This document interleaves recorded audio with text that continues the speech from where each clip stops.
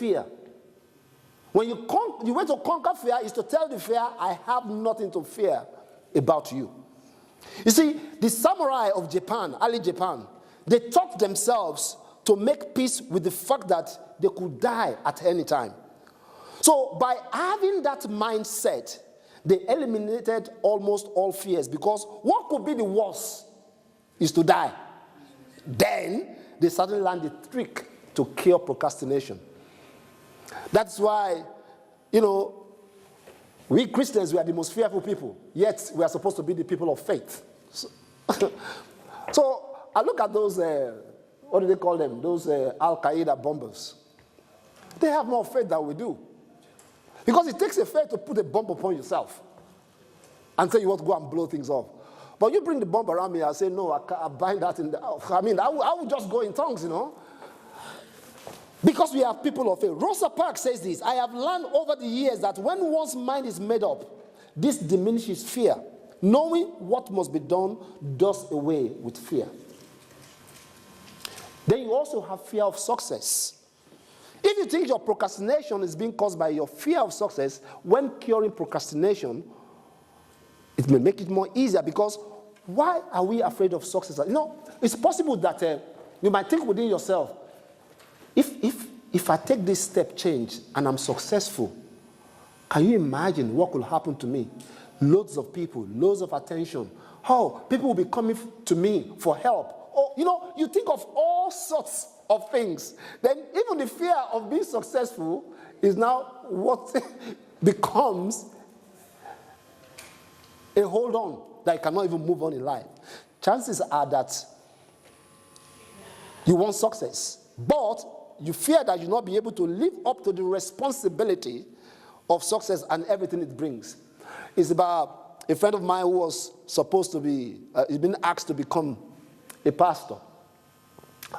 And then he looked at himself and he said, as much as I love the title, I love the position, I love what it brings, he said to me, Yemi, I don't want it. I said, why? He said, so you laudable things. He said, no. He said, I will be, but the responsibility and the fact that I have to live right, I have to watch what I say, I have to watch what I do, I have to do whatever. He said, the fear of people catching me out when I'm not doing the right thing means let them keep the thing, let me continue my life. Because even when success lay on our eyes, we even say, let us negotiate. If you are to succeed in taking action, when you must come to terms with the fact that the success itself brings good and bad. Because once, you see, when you're on the ground level, nobody sees your pants that has got a hole. You know that. Everybody on the ground level. See, the moment you climb, suddenly I tap Gladys. Look at the hole in his pants. So Gladys to tapping her. Oh, he's got one in his shirt as well. But nobody knows when you are all on the ground level. But the moment you climb the ladder of success, every single thing comes out after you. And that could be a reason why we fear and we procrastinate. And it's also a mind game. Procrastination is a mind game. Your mind is always babbling you. It's the willpower to be able to forcefully advance yourself and your goals. Action is the proper fruit of knowledge, and doing what you know is often much harder than knowing what to do. It is impossible to steer a car that is not moving. And the same thing is true about your life. You simply cannot direct and steer a life that is immobilized by procrastination and indecision. There's a gap which you have to close. If you're a kind of a person who is actively improving and developing yourself, then there's usually a gap between where you are and where you want to be. And the only way in life to close that gap is to take action. For you cannot afford to be stuck in procrastination, especially if you're an active person who is always going. It's like an anointing without an action. It will only result in annoyance. He said the brother is anointing, but show me the action. So the guy begins to annoy everybody. So that's what procrastination causes. It's not a behavior really, but it's not a behavior, but a way of thinking. It's not a behavior because you can change your behavior. It's the personality. You say, that's the way I'm made. This is the way God made me. Yes, God made you to be a particular way, but you can learn a behavior. So oftentimes you think it's a behavior. It's not a behavior. The real problem is in our thinking. So the behavior then becomes a symptom that comes out of it. It's an internal shift that we need to make. And then that internal shift will change our action. You need to detach yourself from your behavior. You have to realize that you are not your behavior really. As soon as you realize that you have that behavior, you must be able to detach yourself from it. Because all beliefs are self-enforcing. And it's only when you strengthen yourself in that belief.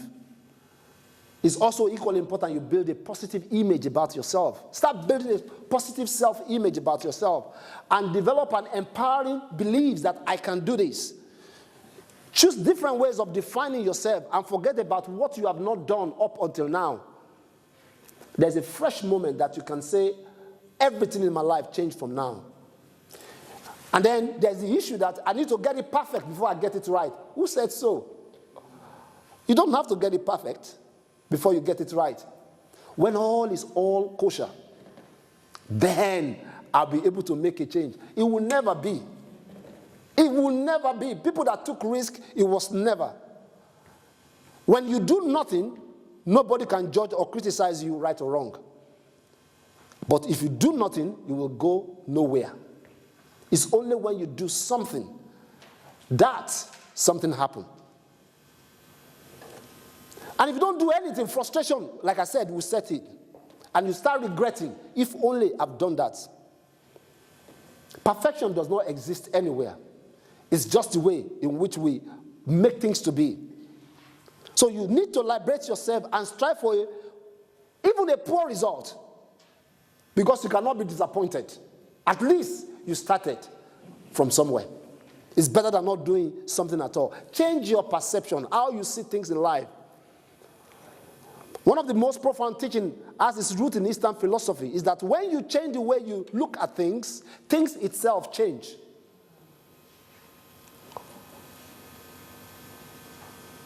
Everything about life is about perception. Everything we take in is all about how we perceive, how we see things. Nothing really has meaning. It's the meaning that you give to it. And you deal with your own subconscious. Procrastination is nothing but a way of evaluating something and assigning a meaning to it that keeps you from taking action. Look at things differently. This is one of the most important ways you can deal with procrastination. You begin to ask yourself, what else can this mean? Instead of saying, what do I have to do?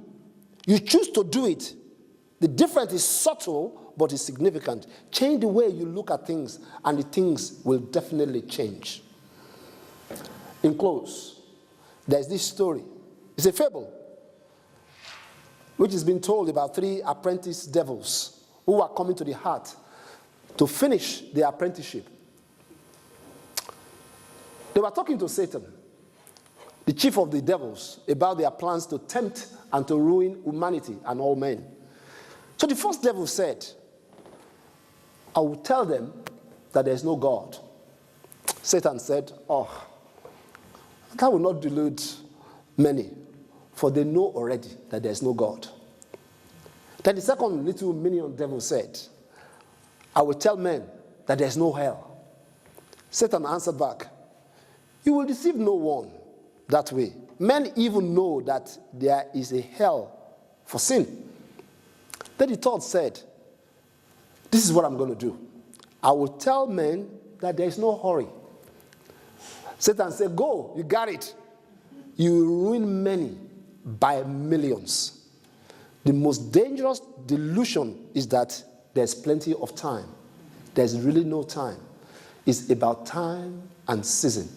When you miss your time, when you miss the season, you miss the boat. You cannot do what you should do when you are a young man or a young woman when you're an adult. You've missed it both. And that's why when God still gives us the breath of life, When God still gives us relationship and opportunity to meet, to talk like this, it's a time to provoke ourselves. It's a time to challenge ourselves. It's a time to think beyond where we are or where we want to be and the legacy we want to leave behind. And as a result of that, every time we sleep and we wake up, we start thinking, what is it that I've left undone that I need to do? And then if you can conquer procrastination, believe you me, you've conquered many things that might have made a mess of your life. God bless you.